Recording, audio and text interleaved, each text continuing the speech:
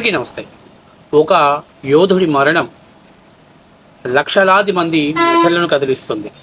ఒక యోధుడు తెగింపు ప్రభుత్వంలో ఉన్నటువంటి బూజ్వారీ వ్యవస్థని ప్రశ్నిస్తుంది. ఇది బీహార్లో జరిగినటువంటి ఒక సంఘటన. యావత్ భారతదేశం మొత్తాన్ని కూడా ఈరోజు ఒక భారతదేశ ప్రజాస్వామ్య వ్యవస్థలో ఉన్నటువంటి లోపాలని ప్రశ్నిస్తే జరిగేటువంటి పరిణామాలని కళ్ళకు కట్టినటువంటి చూపించినటువంటి ఒక దృశ్య రూపం అని చెప్పాలి. ఆ విషయం ఏంటి అనేది ఆ వీడియోలోకి మనం వెళ్ళే ముందు మీ అందరికీ కూడా ఫస్ట్ టైం మీరు మన ఛానల్ చూస్తుంటే సబ్స్క్రైబ్ చేస్తారని మనస్ఫూర్తిగా కోరుకుంటున్నాం. ఇప్పుడు భారతదేశంలో ఒక యువకుడి పేరు మారు మోగిపోతుంది. అతను దేశానికి ఏం చేశాడంటే కంటే కూడా తన గ్రామానికి వచ్చినటువంటి సమస్య మీద పోరాడి పోలీసుల చేతుల్లో బూటకపు ఎన్కౌంటర్కు బలైపోయాడంటూ సోషల్ మీడియాలో పెద్ద ఎత్తున ఒక ఫోటో వైరల్ అవడంతో పాటు అతనికి సంబంధించినటువంటి విషయాలు, జీవిత విషయాలని ఇప్పుడు ప్రజలు, నెటిజన్స్ చాలా ఆసక్తికరంగా తెలుసుకోవాలనుకుంటున్నారు. అందుకే ఈ వీడియోని మీ ముందు ఉంచుతున్నా. భరత్ భూషణ్ తివారీ ఇది బీహార్ ప్రజలకే కాదు, మొత్తం ఇండియాలో ఇప్పుడు ఒక ఇన్స్పిరేషన్ హీరో అయ్యాడు. తన మరణం కొన్ని లక్షలాది మంది గుండెల్లో హీరోగా కోట్లాది మంది ప్రజల చేత శభాష్ భరత్ భూషణ్ తివారీ అని జిందాబాదులు కొట్టించుకునే స్థాయికి ఎదిగాడు.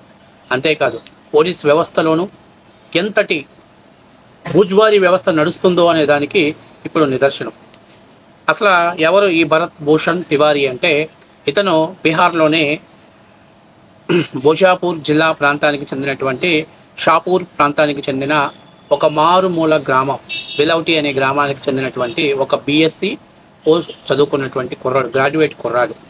ఇతను తన గ్రామంలో దాదాపుగా గంగానది వరదలు ఉధృతంగా వచ్చినప్పుడు ఆ నది కోతకు గురైపోయి, అంతేకాకుండా పంట నష్టం జరిగి ఆస్తి నష్టం జరగడంతో పాటు విపత్తుల పరిస్థితుల్లో ప్రభుత్వం అందించాల్సినటువంటి సహాయం అందించకపోవటం, బాధితుల తరపున సోషల్ మీడియా వేదికగా తన గళాన్ని వినిపిస్తున్నాడు.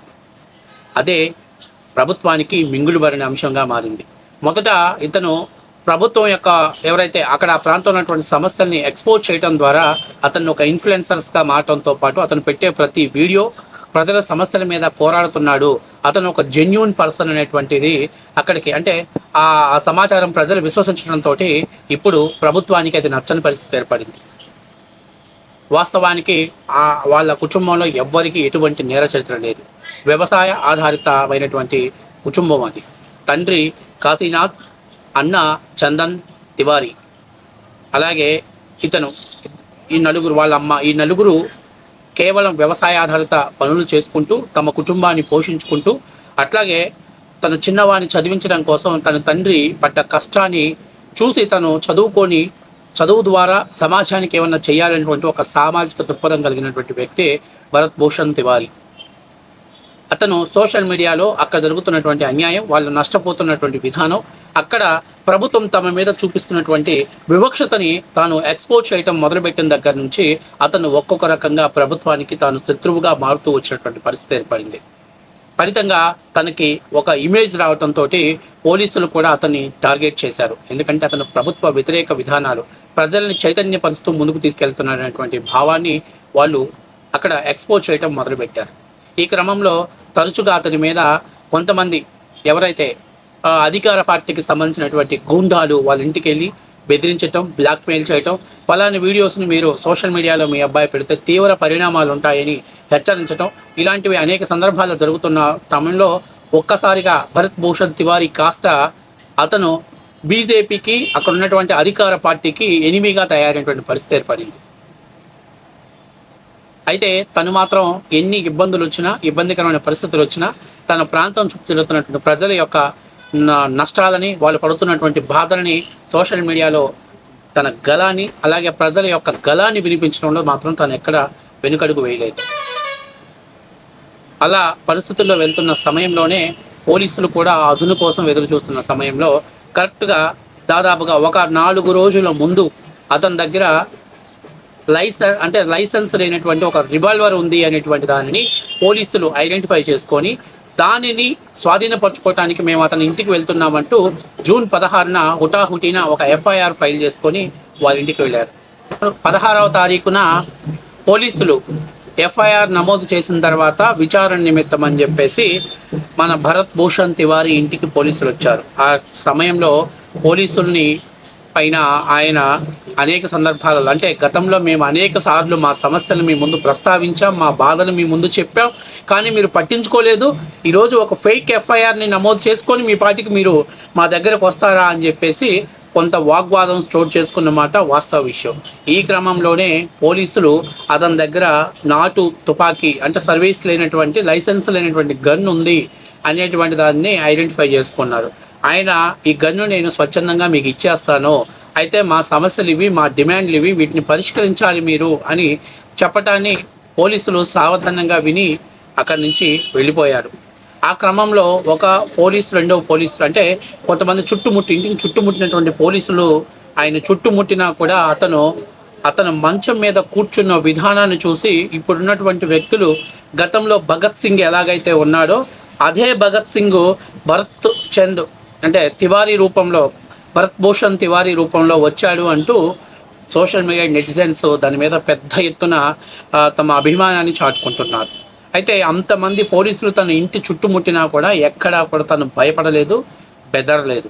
పోలీస్ అధికారి ఎవరైతే ఆ స్టేషన్ ఇన్ఛార్జ్ ఉన్నాడో రాజేష్ కుమార్ మలాఖర్తో కూడా ముక్కుసూటిగా వ్యవహరించాడు, స్ట్రైట్గా మాట్లాడాడు. మా సమస్యలు, మా డిమాండ్లు నెరవేర్చండి, మా ప్రజలు ఇబ్బంది పడుతున్నారు, ఇవి మీ ప్రభుత్వానికి ఎవరైతే మీరు పంపించారో మీ తొత్తులకు చెప్పండి, ఇది ఇంతటితో ఆగిపోదు, ఇక ఉద్యమం ముందుకు నడుస్తుంది అని చెప్పాడు. అయితే తన సోషల్ మీడియా మాధ్యమాలలో తను పెట్టినటువంటి పోస్టులన్నింటిలో కూడా అధికార పార్టీకి సంబంధించినటువంటి బీజేపీ ముఖ్యమంత్రిని ఒక మూర్ఖపు ముఖ్యమంత్రి అని చెప్పేసి సంపాదించడాన్ని బట్టి చూస్తేనే అతను బీజేపీకి వ్యతిరేకంగా పనిచేస్తున్నాడు అనేది అక్కడ క్లియర్ కట్గా అర్థమైందంటే అధికార పార్టీకి వ్యతిరేకంగా పనిచేస్తున్నాడని. అయితే ఆ తర్వాత ఇది జరిగినటువంటి సమయానికే మరి ఏదైతే ఇది మన పాట్నాలో ముఖ్యమంత్రి గారు, బీహార్ ముఖ్యమంత్రి గారు మాట్లాడుతూ, ఎవరైతే పలానా వ్యక్తి అంటే భరత్ భూషణ్, ఆ వ్యక్తి మానసిక పరిస్థితి సరిగ్గా లేదు, అతన్ని అరెస్ట్ చేసి ట్రీట్మెంట్ కోసం కోవిలారా హాస్పిటల్లో జాయిన్ చేశాం అని చెప్పడం జరిగింది. ఇదే ఇప్పుడు పోలీసుల పాలిట, అలాగే పోలీసులు నకిలీ ఎన్కౌంటర్ చేశారనే దానికి మరింత బలం చేకూర్చే విధంగా సోషల్ మీడియాను తనకున్నటువంటి ఆయుధాన్ని ఇప్పుడు మొత్తం ప్రపంచం ముందు నిలబెట్టాడు. అయితే 17వ తారీఖున మళ్ళీ పోలీసులు వచ్చేసి ఇదే విధంగా పోలీసులు వాళ్ళ దగ్గర ఉన్నటువంటి మారణ ఆయుధాలతోటి రావడంతో తను కూడా ఆత్మరక్షణ కోసం తన సోషల్ మీడియాలో లైవ్ పెడుతూ పోలీసులు తన ఇంటి వైపు వచ్చినటువంటి దాన్ని, అలాగే ఆయన తుపాకీతో షూట్ చేసినటువంటి విధానాన్ని చూపించడం జరిగింది. మొత్తం లైవ్లో ఎక్కడ కూడా ఆయన వాళ్ళే పర్ఫెక్ట్గా ఉన్నారు, నేనేం తప్పు చేయలేదు, వాళ్ళు పర్ఫెక్ట్గా ఉన్నారని చెప్పాలా. ఆయన కూడా ఆత్మరక్షణ కోసం జరిగినటువంటి. ఆ తర్వాత అతను కొంచెం దూరం ఇంట్లో నుంచి బయటికి పరిగెత్తిన తర్వాత అక్కడ ఉన్నటువంటి ఇటుక బట్టీలు లాంటి ప్రాంతాల్లోకి వెళ్ళిన తర్వాత పోలీసులు మొత్తం చుట్టుముట్టారు. ఇక ఎట్టి పరిస్థితుల్లో నేను ఇక అంటే ఎదురుదాడి చేయలేను, తనకున్నటువంటి బలం సరిపోదు అనుకున్న సమయంలో ఆయనకున్నటువంటి తుపాకీని అక్కడ విసిరేసి సరెండర్ అవుతున్నానని, లొంగిపోతున్నటువంటి వీడియో కూడా, అతను తుపాకీ అక్కడ విసిరేసినటువంటి వీడియో కూడా క్లియర్గా కనిపిస్తుంది. అక్కడ ఎదురుగా ఉన్నటువంటి పోలీసులు ఎవ్వరికీ కూడా ఎటువంటి గాయాలు జరగలేదు. కానీ భరత్ భూషణ్ తివారీ 4 రౌండ్లు కాల్పులు జరిపారు. ఇదే ఇప్పుడు దేశం మొత్తం హాట్ టాపిక్గా దీని గురించి మాట్లాడుకుంటుంది. ఈ ఎన్కౌంటర్ బూటకపు ఎన్కౌంటర్ అంటూ యువత ప్రశ్నిస్తే కాల్ చేస్తారా, ఇదేనా ఈ దేశంలోని స్వాతంత్రం కోసం పోరాడి తెచ్చుకున్నందుకు మాకు ఇస్తున్నటువంటి బహుమతి అంటూ పెద్ద ఎత్తున సోషల్ మీడియాలో దీని మీద ప్రశ్నిస్తున్నారు. అసలు ఈ ఎన్కౌంటర్ మీద అనేకమైనటువంటి ఆరోపణలు, పోలీసులు ఎదుర్కొంటున్న ఆరోపణలు ఏంటంటే 16వ తారీఖున ఆయన దగ్గర మీరు ఆల్రెడీ కలిసి వచ్చిన తర్వాత 17వ తారీఖున మళ్ళీ ఎందుకు వెళ్లాల్సి వచ్చింది? అతను తుపాకీ ద్వారా ఎవరినన్నా బెదిరిస్తున్నట్టు కానీ, లేకపోతే ఏదైనా కబ్జాలు చేస్తున్నట్టు కానీ, లేకపోతే ఎవరినన్నా భయభ్రాంతులకు గురి చేస్తున్నటువంటి కానీ సందర్భాలకు సంబంధించినటువంటి వీడియోస్ కానీ, లేకపోతే సాక్షులు కానీ మీ దగ్గర ఉన్నారా? అలా లేకుండా, ఎందుకంటే బీహార్లో తుపాకీలు అనేవి సహజం. అక్కడ బీహార్లో ప్రతి చోట తుపాకీలు, లైసెన్స్డ్ తుపాకీలు అవసరం లేదు. వాళ్ళ ఆత్మరక్షణ కోసం అక్కడ తుపాకీలు ఎలాగో వాడుకుంటూ ఉన్న సంస్కృతి ఉంది అక్కడ. ఇది పోలీసులకు కూడా తెలిసినటువంటి విషయమే. అయితే ఇక్కడ కేవలం భరత్ భూషణ్ తివారీని మాత్రం ఎందుకు కార్నర్ చేశారు? చేయాల్సినటువంటి అవసరం ఏమొచ్చింది? లొంగిపోతానన్నటువంటి పర్సన్ తుపాకీ విసిరేసినటువంటి వీడియో సోషల్ మీడియాలో కనిపిస్తున్న తర్వాత కూడా అతని చేతిలో ఉన్న తుపాకీ పడేసిన తర్వాత అతనికి 4 రౌండ్లు బుల్లెట్లు ఎలా తగిలాయి, తగిలినటువంటి వ్యక్తిని ఏదైతే దగ్గరలో ఉన్నటువంటి బేజాపూర్ హాస్పిటల్లో జాయిన్ చేసి అక్కడ కాదు అని పాట్నా హాస్పిటల్కి ఎందుకు తరలించారు? ఆయన లొంగిపోయినప్పుడు ఎందుకు కాల్చాల్సిన పరిస్థితి వచ్చింది? ఆయన ఎటువంటి ఆత్మరక్షణ కోసం కాల్పులు జరపలేదు కదా, మరి అలాంటి పరిస్థితులు ఎందుకు కాల్చాల్సి వచ్చింది అనేటువంటిది ఇక్కడన్నిటికీ పోలీసులు సమాధానం చెప్పాలి. అయితే ఇప్పుడు ఏదైతే భరత్ భూషణ్ తివారీ చనిపోయాడో దీని మీద మొత్తం బీహారు అట్టుడికి పోతుంది. బీహార్లో అధికార పార్టీలకు సంబంధించినటువంటి కొంతమంది నాయకులు కూడా, అంటే ముఖ్యమంత్రికి వ్యతిరేకంగా పనిచేస్తున్నటువంటి వర్గాలు కూడా బయటకు వచ్చి తమ గళాన్ని, తమ వాయిస్ని వినిపిస్తున్నారు. ఒక యువకుడిని అమానుషంగా చంపటం ఏమిటి, ఎన్కౌంటర్ మీద పూర్తి స్థాయిలో విచారణ జరిపించాలని చెప్పారు. అంతేకాకుండా ఒక్క దెబ్బకులోనే అక్కడ ఆరా మరియు బక్సర్ హైవేని దిగ్బంధం చేసి పోలీసు వాహనాల మీద అక్కడ ప్రజలు తిరుగుబాటు చేసి పోలీసుల్ని భయభ్రాంతులకు గురి చేయడంతో పాటు పోలీసుల వాహనాలను కూడా విధ్వంసం చేయడంతో ఒక్కసారిగా పోలీసులు అక్కడ నుంచి పరారయ్యేటువంటి పరిస్థితి ఏర్పడింది. ఇక్కడ చాలా ముఖ్యమైన విషయం ఏంటంటే పోలీసులు ఇంత సంఘటనలో ఇన్ని అనుమానాలు, ఇన్ని ఎఫ్ఐఆర్ అతని మీద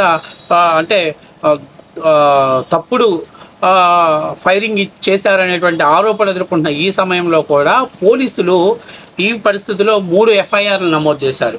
మొదటి ఎఫ్ఐఆర్ తమ దగ్గర ఏమంటారు దాన్ని, రివాల్వర్, లైసెన్స్ లేనటువంటి రివాల్వర్ ఆయుధాన్ని మీ దగ్గర ఉంది అనేది బయటికి చెప్పనందుకు ఏదైతే భరత్ భూషణ్ తండ్రి కాశీనాథ్ తివారీ మీద, అలాగే సహోదరుడైనటువంటి చందన్ తివారీ మీద ఒక కేసును నమోదు చేశారు.